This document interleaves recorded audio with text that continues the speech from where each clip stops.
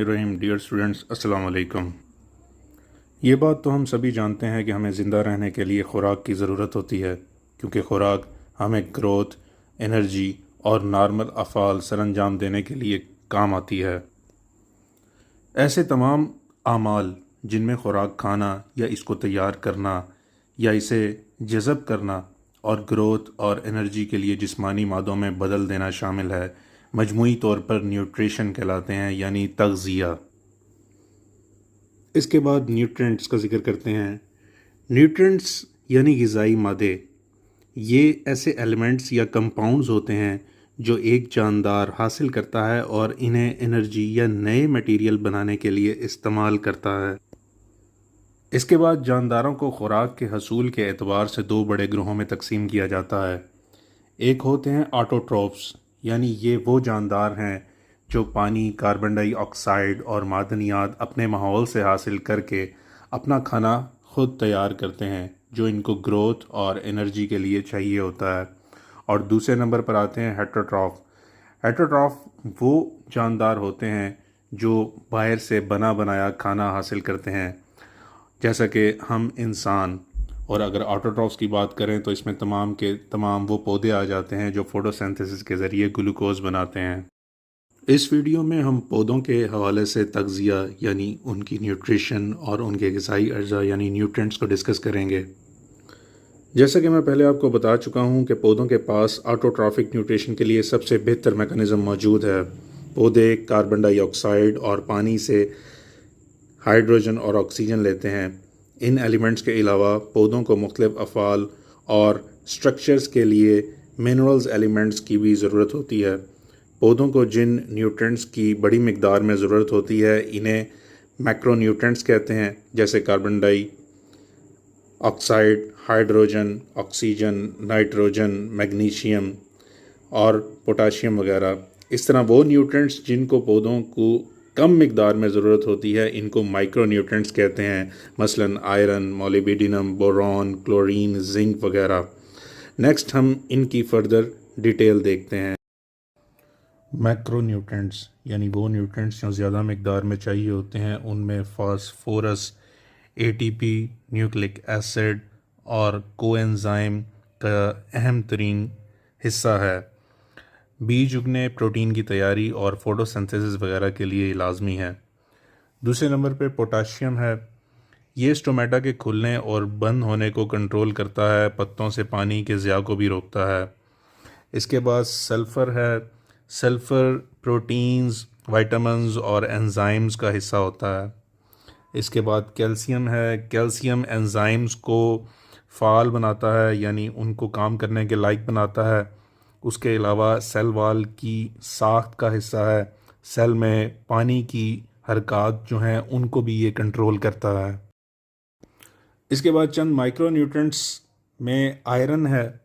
Iron photosynthesis के लिए ज़रूरी है, बहुत से एंजाइम्स को फ़ाल बनाता है। उसके बाद मोलिब्डेनम है। ये इन एंजाइम का हिस्सा है जो नाइट्रेट्स की रिडक्शन करके अमोनिया बनाते हैं, और अमाइनो एसिड्स की तैयारी में इसका बहुत अहम किरदार है। इसके बाद बोरॉन है। बोरॉन शुगर की ट्रांसपोर्टेशन और सेल की डिवीजन और कुछ एंजाइम्स की तैयारी में इम्पोर्टेंट है। इसके बाद कॉपर है। कॉपर बहुत सारे एंजाइम्स का हिस्सा होता है। उसके बाद मैंगनीज़ है। मैंगनीज़ फोटोसिंथेसिस, रेस्पिरेशन, नाइट्रोजन के मेटाबॉलिज्म के एंजाइम्स के काम में शामिल है। एंजाइम्स आपको पता है कि ऐसी प्रोटीन्स होती हैं जो बायोकेमिकल रिएक्शंस को फास्ट करती हैं और उनके काम करने की रफ्तार को नॉर्मल करती हैं, नॉर्मलाइज करती हैं। बग़ैर एंजाइम्स के जो बायोकेमिकल रिएक्शन हैं वो बहुत डिलेड हो सकते हैं। तो इनमें से ज़्यादातर जो माइक्रोन्यूट्रिएंट्स हैं वो एंजाइम्स का हिस्सा होते हैं, उनके साथ एज ए को फैक्टर के तौर पर काम करते हैं। इसी तरह से जिंक भी एंजाइम्स का हिस्सा है। इसके बाद जो क्लोरीन है वो पानी की ऑस्मोसिस के लिए ज़रूरी है, और उसके बाद जो निकल है वो नाइट्रोजन के मेटाबॉलिज्म के लिए ज़रूरी है। अब इसमें ऑस्मोसिस और बहुत सारे जो टॉपिक्स हैं वो प्रीवियस वीडियोस में और प्रीवियस चैप्टर्स में डिस्कस हो चुके हुए हैं। पौधे मुख्तलिफ़ माइक्रोन्यूट्रेंट्स की कमी की वजह से अपने अंदर मुख्तलिफ़ किस्म की चेंजेस को शो करते हैं, जिनको आइडेंटिफाई करके हम उनकी माइक्रोन्यूट्रेंट्स की जो कमी है उसको पूरा कर सकते हैं। यहाँ पर कुछ अलामात बताई गई हैं, जैसा कि अगर बोरॉन की डेफिशिएंसी हो तो नया उगने वाला जो बर्ड है यानी जिसने आगे पत्ता बनना है उसकी डिसकलरेशन शुरू हो जाती है और वो ब्रेक हो जाता है और ब्रेक होके गिर जाता है नीचे। इसी तरह से अगर सल्फ़र की डेफिशिएंसी हो तो पत्ते जो हैं वो लाइट ग्रीन कलर के हो जाते हैं और वेन्स जो हैं वो येलो ग्रीन कलर की हो जाती हैं और उनके ऊपर स्पॉट कोई नहीं होता। इसके बाद अगर मैंगनीज़ की डेफिशिएंसी हो तो पत्ते जो हैं वो पीले रंग के होते हैं, लेकिन उनकी वेन्स और आगे जो सब वेन्स होती हैं जिनको वेन्यूज़ कहते हैं वो डार्क ग्रीन कलर की होती हैं। इस पूरे चार्ट को मैं डिस्कस नहीं करूंगा क्योंकि ये आपके कोर्स का हिस्सा नहीं है, ये जनरल नॉलेज के लिए है कि अगर कोई माइक्रो न्यूट्रेंट पौधे में कम हो तो हमें कैसे पता चलेगा। तो उसकी ये कुछ सिम्टम्स हैं, इस चार्ट को आप पॉज करके देख सकते हैं और इसको आगे भी किसी को समझा सकते हैं, यानी किसी ग्रोअर, किसी कल्टीवेटर, किसी ब्रीडर या किसी किसान को। और अगर किसी ने घर में भी पौधे लगाए हुए हैं तो वो इन सिम्टम्स को देख के आइडिया लगा सकता है कि पौधे को किस चीज़ की डेफिशिएंसी है और इसको इस वक्त क्या चीज़ या कौन सा फर्टिलाइज़र या कौन सा माइक्रोन्यूट्रेंट्स देना चाहिए। कुछ कमर्शियल माइक्रोन्यूट्रेंट्स जो पाकिस्तानी मार्केट में अवेलेबल हैं वो चंद ये हैं। कुछ ऐसे पौधे भी पाए जाते हैं जो नाइट्रोजन के असूल के लिए कीड़ों मकोड़ों या हशरातुल अर्ज़ का शिकार करते हैं, जिसमें हनी ड्यू, पिचर प्लांट्स और वेनस फ्लाई ट्रैप जैसे पौधे शामिल हैं। पौधे नाइट्रोजन को नाइट्रेट्स की शक्ल में हासिल करते हैं। नाइट्रोजन पौधे की ज़िंदगी के लिए बहुत अहम यानी लाजमी कंपाउंड है।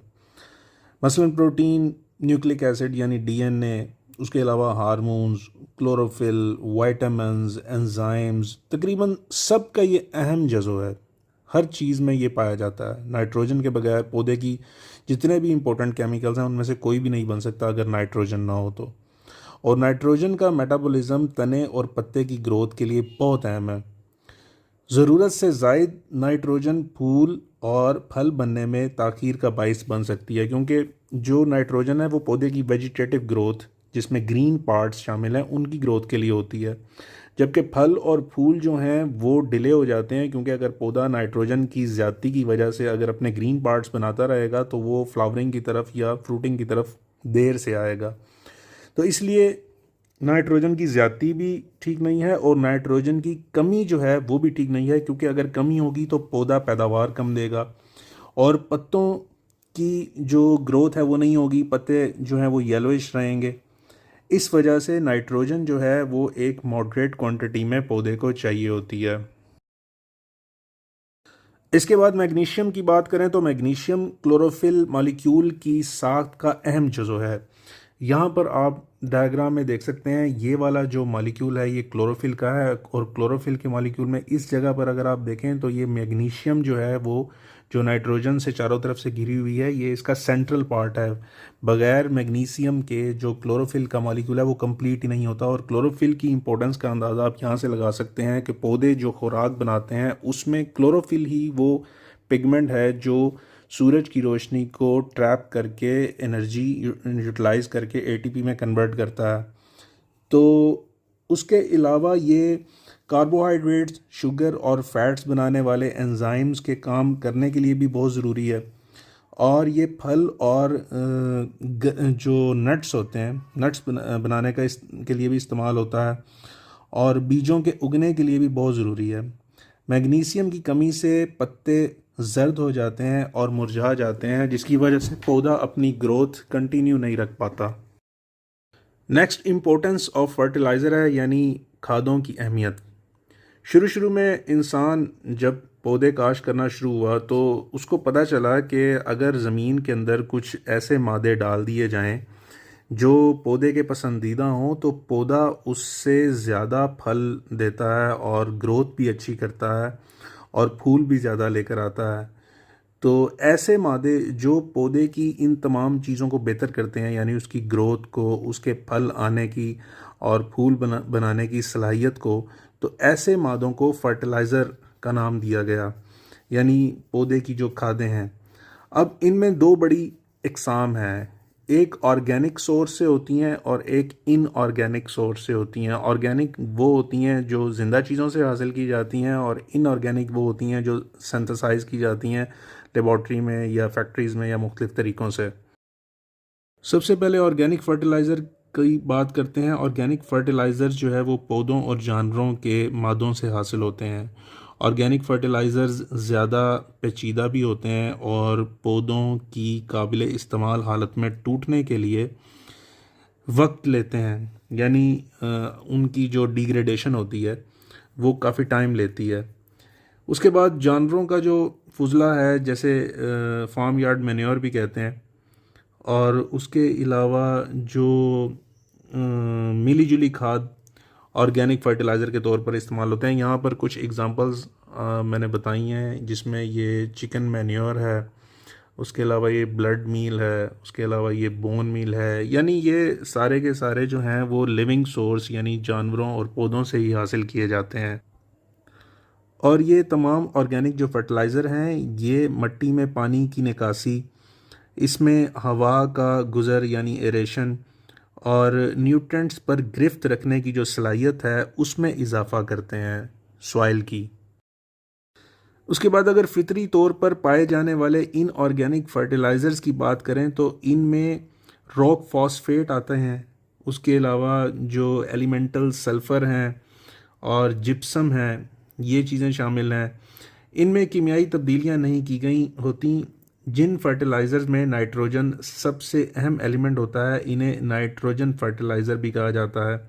ज़्यादातर इन ऑर्गेनिक फर्टिलाइज़र्स पानी में फ़ौरन हल हो जाते हैं और इसलिए पूरे पौधे को फ़ौरन दस्तयाब होते हैं और पौधा इनको इजीली जज़ब भी कर सकता है। यहाँ पर कुछ इन ऑर्गेनिक फर्टिलाइज़र जो पाकिस्तानी मार्केट में अवेलेबल हैं वो बताए गए हैं, जिसमें डीएपी है, जिसमें यूरिया है, जिसमें सल्फ़ेट ऑफ पोटाश है। अच्छा, यहाँ पर एक गौर तलब बात यह है कि ऑर्गेनिक और इनऑर्गेनिक फर्टिलाइज़र्स के दरमियान फ़र्क हमेशा क्लियर नहीं है, वाज़िया नहीं होता।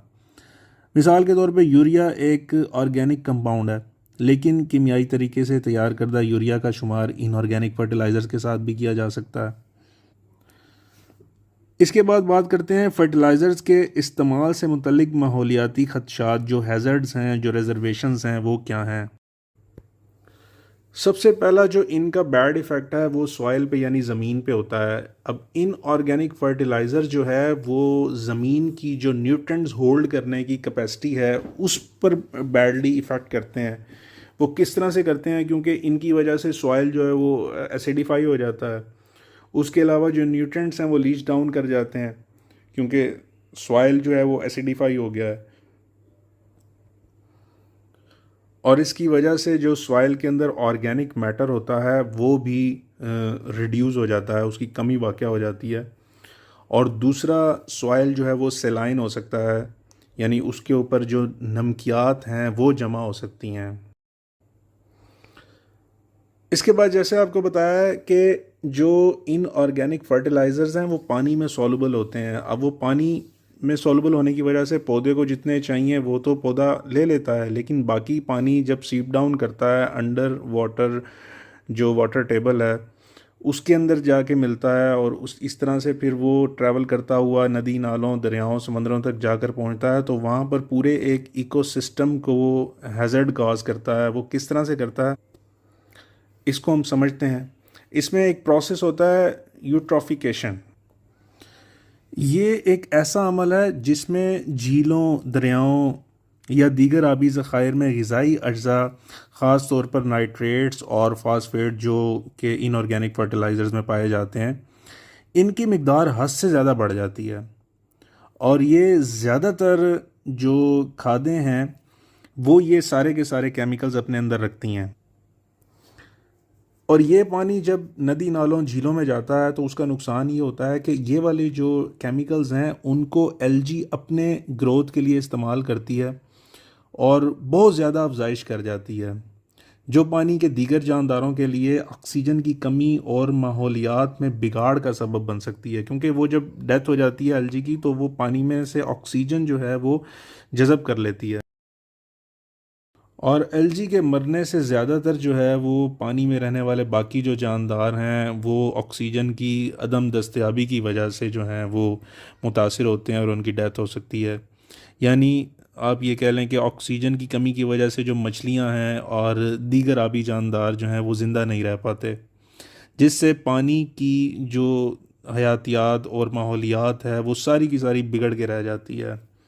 और ये सारा जो है वो स्टार्टअप जो है वो इनऑर्गेनिक फर्टिलाइज़र्स के बेजा इस्तेमाल की वजह से होता है, जो पानी में हल होकर इस जगह पहुंचते हैं और यहाँ पर एलजी की अफजाइश का सबब बनते हैं। और जब एलजी मरती है तो पानी में से ऑक्सीजन जज़ब कर लेती है और उस ऑक्सीजन की कमी की वजह से जो पानी में दीगर जानदार मौजूद हैं वो मर जाते हैं। तो यानी पूरा एक जो माहौल का बिगाड़ है, इस सारे प्रोसेस को यूट्रोफिकेशन कहते हैं। यहाँ पर मज़ीद इसको आप डायग्राम की मदद से अपने माइंड में क्लियर कर सकते हैं, इसका कॉन्सेप्ट कि किस तरह से यूट्रोफिकेशन का प्रोसेस होता है। इसके बाद कुछ नाइट्रोजन फर्टिलाइज़र को ज़ख़ीरा करने या इस्तेमाल करने से नाइट्रस ऑक्साइड्स पैदा होती हैं जो ग्रीन हाउस इफ़ेक्ट कॉज कर सकती हैं। यानी ये वो गैसेस हैं जो जाकर एक तह बना लेती हैं हमारे एटमॉस्फेयर में, और वो तह जो है वो सूरज से आने वाली जो रेजेस हैं उनको ट्रैप कर लेती है और हमारे इस प्लानट अर्थ को गर्म करने का सबब बनती है, यानी ग्रीन हाउस इफ़ेक्ट कॉज करने का सबब बनती हैं। उसके अलावा नाइट्रोजन फर्टिलाइज़र्स से बनने वाला जो एक्स्ट्रा अमोनिया है वो भी सॉइल की एसिडिटी यानी उसकी तेज़ाबियत को बढ़ा देता है। और जो एक्सेसिव नाइट्रोजन फर्टिलाइज़र्स का यूज़ है वो पेस्ट को भी बढ़ा सकता है, क्योंकि जब आप जैसे यूरिया है उसको अगर हम पानी में मिक्स करके फ्लड करते हैं तो उससे अमोनिया गैस बनती है जो ह्यूमिडिटी काज करती है। और कुछ पेस्ट जैसे वाइट फ्लाई, अगर कॉटन में अगर हम एग्जांपल के तौर पे लें तो वो उसके लिए बेस्ट जो है वो एटमॉस्फेयर होता है जिसमें जो फ़िज़ा जो है वो ह्यूमिडिफाइड हो जाती है उस नाइट्रोजन फर्टिलाइज़र के इस्तेमाल की वजह से, तो उसमें वो ज़्यादा फ्लरिश करती है। यानी पेस्ट जो है वो ज़्यादा प्रॉब्लमेटिक बन जाता है इन फर्टिलाइज़र्स की वजह से। इन तमाम हैज़र्ड्स को मद्देनज़र रखते हुए ज़रूरी है कि हमें ये पता हो कि हमारी जो क्रॉप्स हैं उनको कितने फर्टिलाइज़र चाहिए, कौन से फर्टिलाइज़र चाहिए और हमारे सॉइल के अंदर उन न्यूट्रिएंट्स की मिकदार कितनी है।